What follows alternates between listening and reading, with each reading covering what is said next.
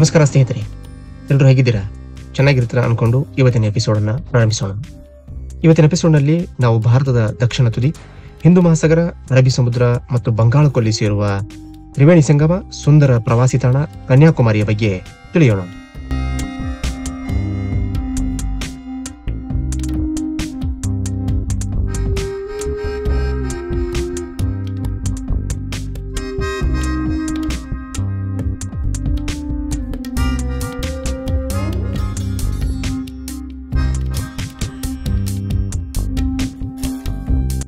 ಸ್ನೇಹಿತರೆ, ಭಾರತದ ದಕ್ಷಿಣ ರಾಜ್ಯ ತಮಿಳುನಾಡಿನ ಚಿಕ್ಕ ಜಿಲ್ಲೆಯಾಗಿರುವ ಕನ್ಯಾಕುಮಾರಿಗೆ ನಾವು ಬಸ್ಸು, ಟ್ರೈನು ಹಾಗೂ ಪ್ಲೇನ್ಗಳ ಮೂಲಕ ಬರಬಹುದು. ಕನ್ಯಾಕುಮಾರಿಯಲ್ಲಿಯೂ ಕೂಡ ರೈಲ್ವೆ ನಿಲ್ದಾಣ ಇದ್ದು ಭಾರತದ ಪ್ರಮುಖ ನಗರಗಳಿಂದ ಇಲ್ಲಿಗೆ ರೈಲ್ವೆಗಳು ಸಂಚಾರ ಮಾಡುತ್ತವೆ. ಜೊತೆಗೆ ಇದಕ್ಕೆ ಸಮೀಪವಾಗಿರುವಂತಹ ಮತ್ತೊಂದು ರೈಲ್ವೆ ನಿಲ್ದಾಣ ಅಂದರೆ ಅದು ನಾಗರ್ಕೋಯಿಲ್ ಜಂಕ್ಷನ್.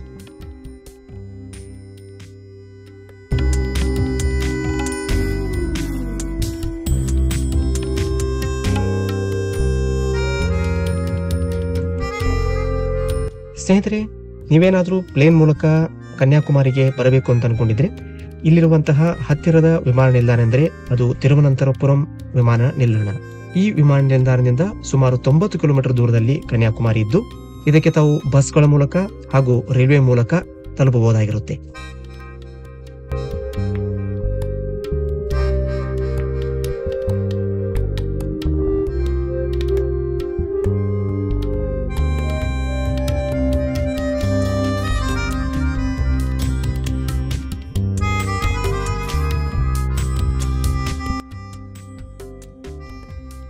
ಸ್ನೇಹಿತರೆ, ಕನ್ಯಾಕುಮಾರಿಯಲ್ಲಿ ವಸತಿ ಮಾಡಲು ತಮಿಳುನಾಡು ಟೂರಿಸಂ ಡಿಪಾರ್ಟ್ಮೆಂಟ್ ನ ವಸತಿ ಗೃಹಗಳಿವೆ. ಜೊತೆಗೆ ಹಲವಾರು ಪ್ರೈವೇಟ್ ಲಾಡ್ಜ್ಗಳು ಕೂಡ ನಮಗೆ ಸಿಗುತ್ತೆ. ಈ ಪ್ರೈವೇಟ್ ಲಾಡ್ಜ್ಗಳ ಒಂದು ಬೆಲೆ ನೋಡ್ತಾ ಹೋದ್ರೆ 600 ರಿಂದ 1200 ವರೆಗೆ ನಮಗೆ ಈ ವಸತಿ ಗೃಹಗಳು ಸಿಗ್ತವೆ. ತಾವು ನಿಮಗೆ ಬೇಕಾಗಿರತಕ್ಕಂತ ವಸತಿ ಗೃಹದಲ್ಲಿ ಸ್ಟೇ ಮಾಡಬಹುದಾಗಿರುತ್ತೆ.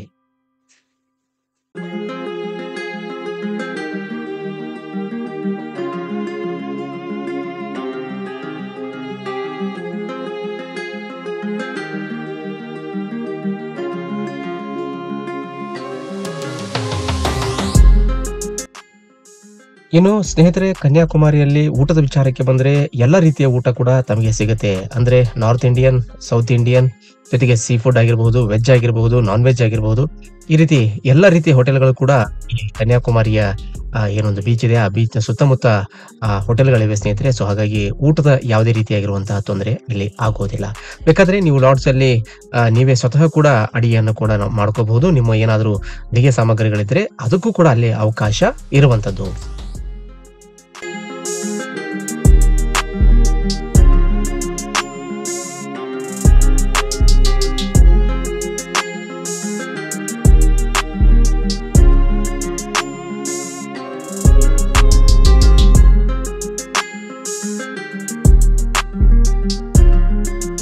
ಸ್ನೇಹಿತರೆ, ಕನ್ಯಾಕುಮಾರಿಯ ಮೇನ್ ಅಟ್ರಾಕ್ಷನ್ ಅಂದ್ರೆ ಅದು ಕನ್ಯಾಕುಮಾರಿಯಲ್ಲಿನ ಸೂರ್ಯೋದಯ, ಜೊತೆಗೆ ವಿವೇಕಾನಂದ ರಾಕ್ ಮೆಮೋರಿಯಲ್, ಜೊತೆಗೆ ತಿರುವಳ್ಳಿಯವರ ಏನು ವಿಗ್ರಹ ಇದೆ ಅದು. ಸೊ ಈ ಕುರಿತಾಗಿ ನಾವು ಹೆಚ್ಚಿನ ಮಾಹಿತಿಯನ್ನು ತಿಳಿದುಕೊಳ್ಳೋಣ. ಈ ಒಂದು ಏನು ವಿವೇಕಾನಂದ ರಾಕ್ ಮೆಮೋರಿಯಲ್ ಇದೆ, ಆ ರಾಕ್ ಮೆಮೋರಿಯಲ್ಗೆ ಹೇಗೆ ಹೋಗ್ಬೇಕು ಮತ್ತು ಅದಕ್ಕೆ ಎಷ್ಟು ಅಲ್ಲಿ ಫೀಸ್ ಇದೆ ಅಂತಕ್ಕಂಥದ್ದನ್ನು ಕೂಡ ನಾವು ಮುಂದಿನ ಭಾಗದಲ್ಲಿ ನೋಡ್ತಾ ಹೋಗೋಣ ಸ್ನೇಹಿತರೆ.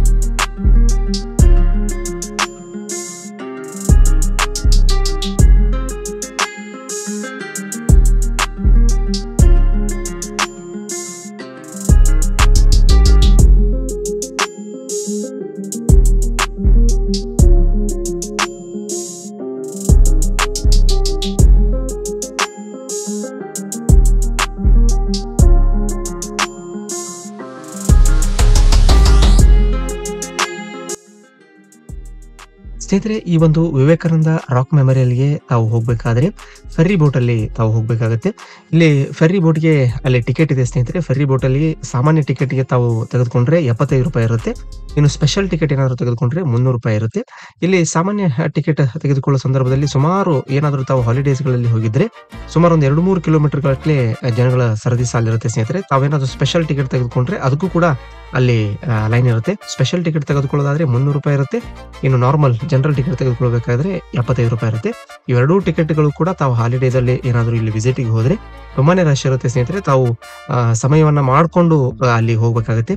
ಸುಮಾರು ಒಂದು 2 ಗಂಟೆಯಿಂದ 2.5 ಗಂಟೆಗಳ ಕಾಲ ತಾವು ವೇಟ್ ಮಾಡ್ಬೇಕಾಗತ್ತೆ ಫೆರ್ರಿ ಬೋಟ್‌ಗೆ. ಅದಾದ ನಂತರದಲ್ಲಿ ಆ ಫೆರ್ರಿ ಬೋಟಲ್ಲಿ ತಾವು ವಿವೇಕಾನಂದ ರಾಕ್ ಮೆಮೋರಿಯಲ್‌ಗೆ ತಲುಪಬಹುದಾಗಿರುತ್ತೆ.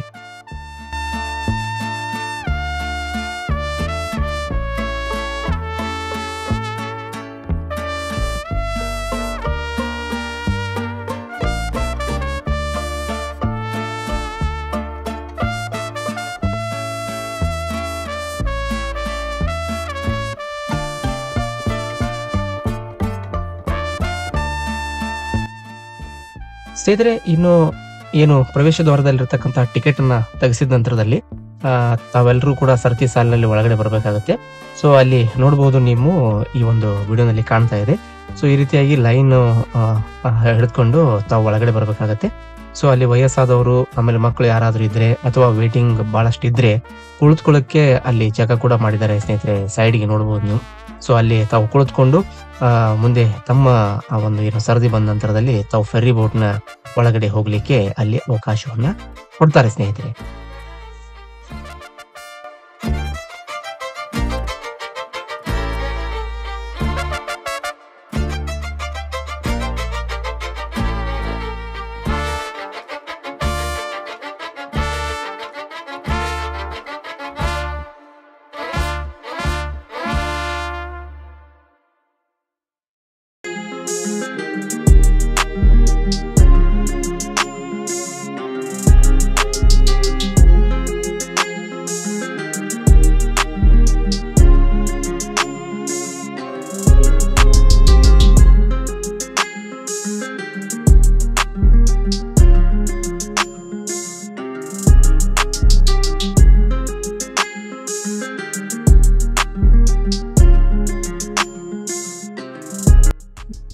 ಸ್ನೇಹಿತರೆ, ಈ ಒಂದು ಫೆರ್ರಿ ಬೋಟ್ ಅನ್ನ ಹತ್ತಿದ ತಕ್ಷಣ ತಮಗೆಲ್ಲರಿಗೂ ಕೂಡ ಒಂದೊಂದು ಲೈಫ್ ಜಾಕೆಟ್ ಅನ್ನು ಕೊಡ್ತಾರೆ ಸ್ನೇಹಿತರೆ. ಕಡ್ಡಾಯವಾಗಿ ಆ ಲೈಫ್ ಜಾಕೆಟ್ ಅನ್ನ ಎಲ್ಲರೂ ಕೂಡ ಧರಿಸ್ಕೊಳ್ಬೇಕಾಗುತ್ತೆ. ಯಾವುದೇ ಕಾರಣಕ್ಕೂ ಆ ಲೈಫ್ ಜಾಕೆಟ್ ಅನ್ನು ಬಿಟ್ಟು ಫೆರ್ರಿ ಬೋಟ್ ಅಲ್ಲಿ ಹತ್ತಬೇಡಿ ಸ್ನೇಹಿತರೆ. ಫೆರ್ರಿ ಬೋಟ್ ಅಲ್ಲಿ ಹತ್ತುವಾಗ ಆ ಜಾಕೆಟ್ ಅನ್ನು ಹಾಕೊಂಡೇ ಹತ್ತಬೇಕು ಸ್ನೇಹಿತರೆ. ಸೊ ಇದು ಅಲ್ಲಿ ಕಂಪಲ್ಸರಿ ಇರತಕ್ಕಂಥದ್ದು. ಸೊ ಹಾಗಾಗಿ ತಾವೆಲ್ಲರೂ ಕೂಡ ಆ ಒಂದು ಲೈಫ್ ಜಾಕೆಟ್ ಅನ್ನು ಹಾಕೊಂಡು ಫೆರ್ರಿ ಬೋಟ್ ಅಲ್ಲಿ ಕುಳಿತುಕೋಬೇಕಾಗುತ್ತೆ.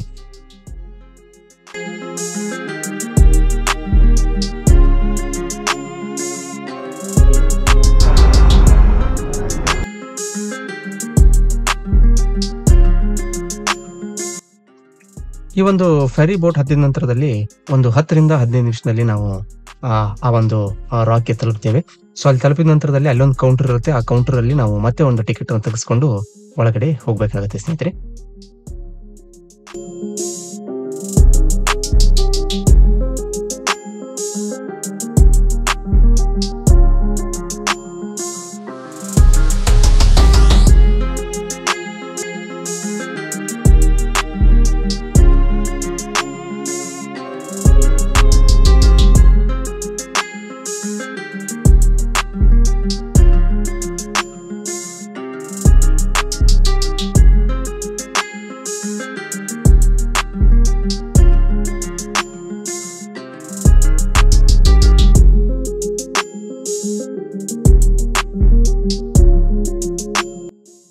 ಸ್ನೇಹಿತರೆ, ಈ ಒಂದು ವಿವೇಕಾನಂದ ರಾಕ್ ಮೆಮೋರಿಯಲ್‌ಗೆ ಹೋದ ತಕ್ಷಣ ಅಲ್ಲಿ ಶ್ರೀಪಾದ್ ಮಂಟಪಮ್ಮ ಅಂತ ಒಂದು ದೇವಸ್ಥಾನ ಇದೆ ಸ್ನೇಹಿತರೆ.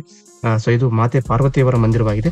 ಈ ಒಂದು ಸ್ಥಳದಲ್ಲಿ ಮಾತೆ ಪಾರ್ವತಿಯವರು ಶಿವನನ್ನ ಗಂಡನನ್ನಾಗಿ ಪಡೆಯಲು ಜ್ಞಾನವನ್ನ ಮಾಡ್ಲಿಕ್ಕೆ ಅಲ್ಲಿ ಕುಳಿತುಕೊಂಡಿದ್ರು ಅಂತಕ್ಕಂಥ ಒಂದು ಪ್ರತೀತ ಇದೆ ಸ್ನೇಹಿತರೆ. ಸೊ ಅಲ್ಲಿ ಪಾರ್ವತಿ ದೇವಿಯವರ ಒಂದು ಪಾದುಕೆ ಇದೆ. ಆ ಪಾದುಕೆಯ ದರ್ಶನವನ್ನ ಪಡೆದುಕೊಂಡು ನಾವು ಮುಂದೆ ಸಾಗಬೇಕಾಗುತ್ತೆ.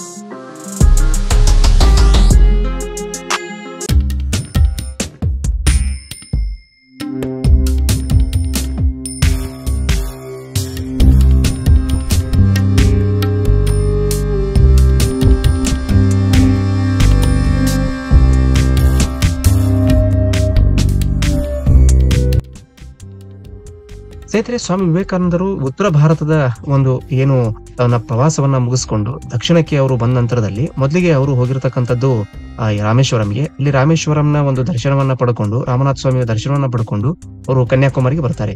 ಸೊ ಕನ್ಯಾಕುಮಾರಿಗೆ ಬಂದ ನಂತರದಲ್ಲಿ ಕನ್ಯಾಕುಮಾರಿಯಲ್ಲಿ ಇರತಕ್ಕಂತಹ ಏನು ಒಂದು ದೊಡ್ಡ ಬಂಡೆಯನ್ನ ನೋಡ್ತಾರೆ. ಆ ದೊಡ್ಡ ಬಂಡೆಯ ಮೇಲೆ ಅವರು ಏನು ನದಿಯನ್ನ, ಈ ಒಂದು ಏನು ಸಮುದ್ರ ಇದೆ, ಸಮುದ್ರವನ್ನ ಈಜ್ಕೊಂಡು ಅಲ್ಲಿಗೆ ಹೋಗ್ತಾರೆ ಸ್ನೇಹಿತರೆ. ಸೊ ಅಲ್ಲಿಗೆ ಹೋಗಿ ಅವರು ಆ ಒಂದು ಏನು ಬಂಡೆ ಇದೆ, ಆ ಬಂಡೆಯ ಮೇಲೆ ಸುಮಾರು 3 ದಿನಗಳ ಕಾಲ ಅವರು ಧ್ಯಾನವನ್ನ ಮಾಡ್ತಾರೆ. ಅವರು 1892 ಡಿಸೆಂಬರ್ ತಿಂಗಳಲ್ಲಿ 3 ದಿನಗಳ ಕಾಲ ಇಲ್ಲಿ ಅವರು ಇದ್ರು ಅಂತಕ್ಕಂತಹ ಮಾಹಿತಿಯನ್ನ ನಾವು ಪಡ್ಕೋಬಹುದಾಗಿರುತ್ತೆ ಸ್ನೇಹಿತರೆ.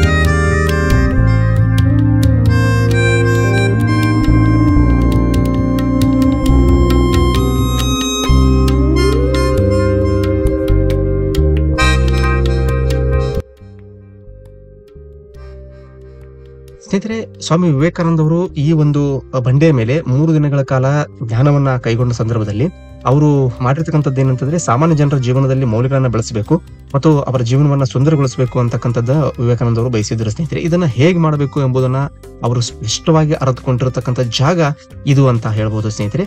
ಇದೇ ಜಾಗದಲ್ಲಿ ಸ್ವಾಮಿ ವಿವೇಕಾನಂದವರು ಡಿಸೆಂಬರ್ 1892ರಲ್ಲಿ 3 ದಿನಗಳ ಕಾಲ ಜ್ಞಾನಕ್ಕೆ ಕುಳಿತುಕೊಂಡ್ರು. ಅದಾದ ನಂತರದಲ್ಲಿ ಅವರು ಈ ಒಂದು ಏನು ಕಾರ್ಯವನ್ನ, ಸಾಮಾನ್ಯ ಜನರ ಜೀವನದ ಮೌಲ್ಯಗಳನ್ನು ಬಿತ್ತುವಂತ ಕಾರ್ಯವನ್ನ ಇಲ್ಲಿಂದಲೇ ಪ್ರಾರಂಭಿಸಿದ್ರು ಅಂತಕ್ಕಂಥದ್ದು ನಾವು ತಿಳ್ಕೊಬಹುದಾಗಿರುತ್ತೆ ಸ್ನೇಹಿತರೆ.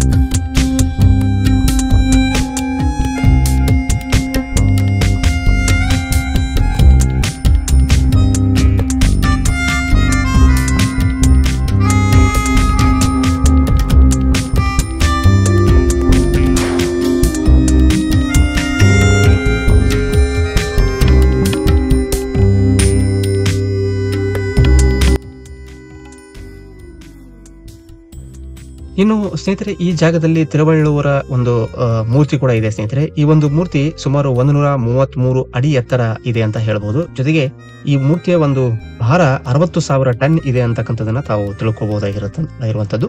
ಇಲ್ಲಿ ತಿರುವಳ್ಳುವರು ತಮಿಳಿನ ಒಂದು ಪ್ರಸಿದ್ಧ ಕವಿಯಾಗಿದ್ರು ಮತ್ತು ತತ್ವಜ್ಞಾನಿಯಾಗಿದ್ರು ಸ್ನೇಹಿತರೆ. ಅದನ್ನು ಕೂಡ ತಾವು ಗಮನಿಸಬೇಕು. ಇವರು ಜನರ ಜೀವನವನ್ನ ಜೀವನದಲ್ಲಿ ಮೌಲ್ಯಗಳನ್ನ ತುಂಬಬೇಕು ಅಂತಕ್ಕಂಥ ಕೆಲಸವನ್ನ ತಮಿಳುನಾಡಿನಿಂದ ಮಾಡಿರ್ತಕ್ಕಂಥದ್ದು.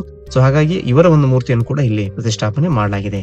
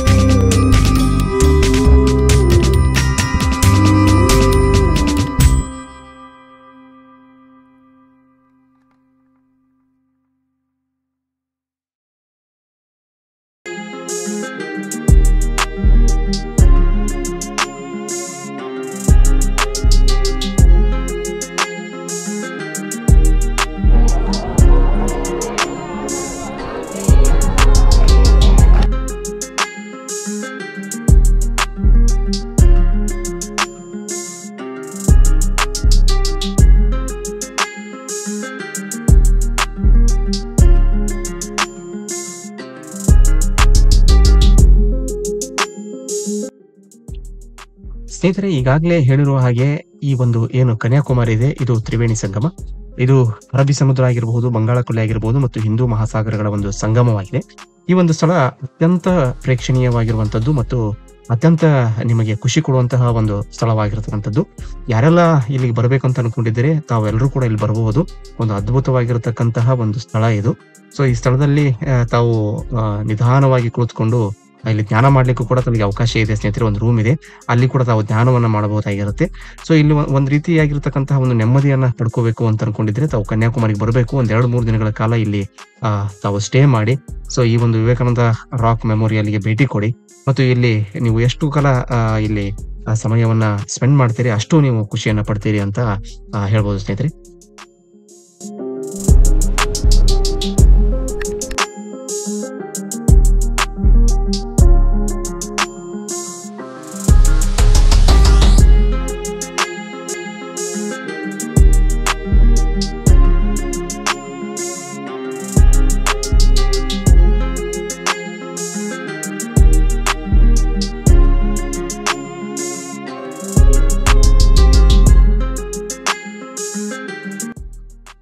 ಸ್ನೇಹಿತರೆ, ಇನ್ನು ತಾವೇನಾದ್ರೂ ಈ ಒಂದು ವಿವೇಕಾನಂದ ರಾಕ್ ಮೆಮೋರಿಯಲ್ಗೆ ಬರಬೇಕಾಗಿದ್ರೆ ಸೊ ಬರೋ ಪೂರ್ವದಲ್ಲೇ, ಬೋಟ್ ಹತ್ತುವ ಪೂರ್ವದಲ್ಲೇ ಕುಡ್ಲಿಕ್ಕೆ ನೀರಾಗಿರಬಹುದು ಮತ್ತೆ ಏನಾದರೂ ಸ್ನಾಕ್ಸ್ ಬೇಕಾಗಿದ್ರೆ ಅದನ್ನ ತೆಗೆದುಕೊಂಡು ಬನ್ನಿ ಸ್ನೇಹಿತರೆ.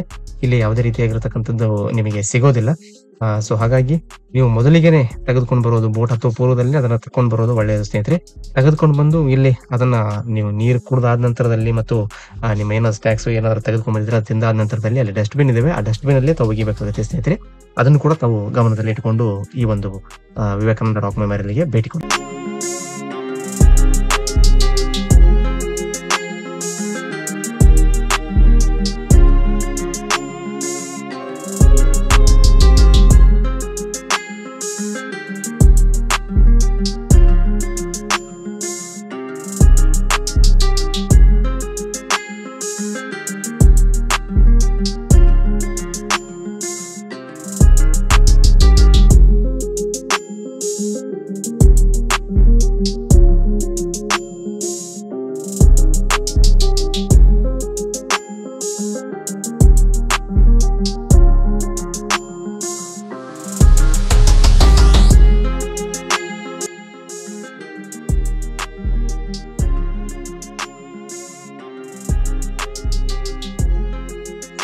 ಸ್ನೇಹಿತರೆ, ಇಲ್ಲಿ ತಾವು ಎಷ್ಟು ಸಮಯ ಬೇಕೋ ಅಷ್ಟು ಸಮಯ ಇಲ್ಲಿ ಕಳೆಯಬಹುದು. ಅದಾದ ನಂತರದಲ್ಲಿ ಮತ್ತೆ ಪುನಃ ತಾವು ಹೋಗ್ಬೇಕಾದ್ರೆ ಆ ಫೆರಿ ಬೋಟ್ ಅಲ್ಲಿ ಹೋಗ್ಬೇಕಾಗತ್ತೆ. ಸೊ ಇಲ್ಲಿ ಪುನಃ ಟಿಕೆಟ್ ತೆಗೆಸೋ ಅವಶ್ಯಕತೆ ಇಲ್ಲ. ಬರುವಾಗ ಏನ್ ಟಿಕೆಟ್ ಇರುತ್ತೆ ಅದೇ ಟಿಕೆಟ್ ಮೇಲೆನೆ ತಾವು ವಾಪಸ್ಸು ಹೋಗಬಹುದಾಗಿರುತ್ತೆ.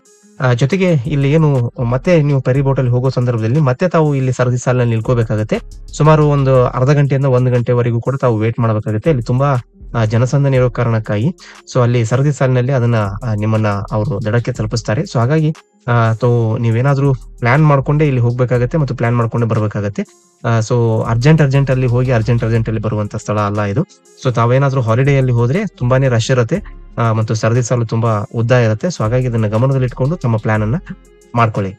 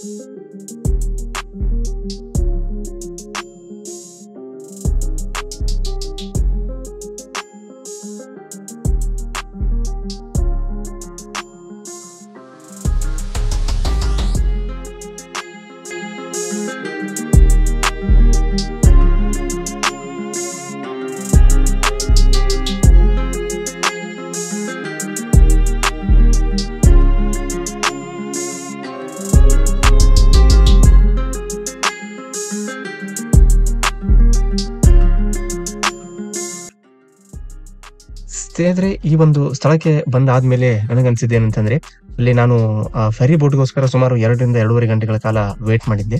ಸೊ ಅದೆಲ್ಲವನ್ನು ಕೂಡ ಈ ಒಂದು ಸ್ಥಳ ನೋಡಿದ ನಂತರದಲ್ಲಿ ನನಗೆ ಅಲ್ಲಿ ವೇಟ್ ಮಾಡಿದ್ದು ಕೂಡ ಸಾರ್ಥಕ ಅಂತ ಅನಿಸ್ತು. ಯಾಕಂತಂದ್ರೆ ಅಂತಹ ಅದ್ಭುತವಾಗಿರ್ತಕ್ಕಂತಹ ಸ್ಥಳ ಇದಾಗಿತ್ತು ಸ್ನೇಹಿತರೆ. ಈ ಒಂದು ಸ್ಥಳದಲ್ಲಿ ಏನು 3 ಏನು ಸಮುದ್ರಗಳು ಸೇರ್ತವೆ. ಅದು ಅದ್ಭುತ ಅಂತ ಹೇಳ್ಬೋದು. ಮತ್ತು ಅಲ್ಲಿ ಬರ್ತಕ್ಕಂಥ ಏನೊಂದು ತಂಗಾಳಿ ಆಗಿರಬಹುದು ಮತ್ತು ಅಲೆಗಳಾಗಿರ್ಬಹುದು, ಇವೆಲ್ಲವೂ ಕೂಡ ಒಂದು ಅದ್ಭುತವಾಗಿರ್ತಕ್ಕಂಥ ಅನುಭವವನ್ನು ನಿಮಗೆ ನೀಡುತ್ತವೆ.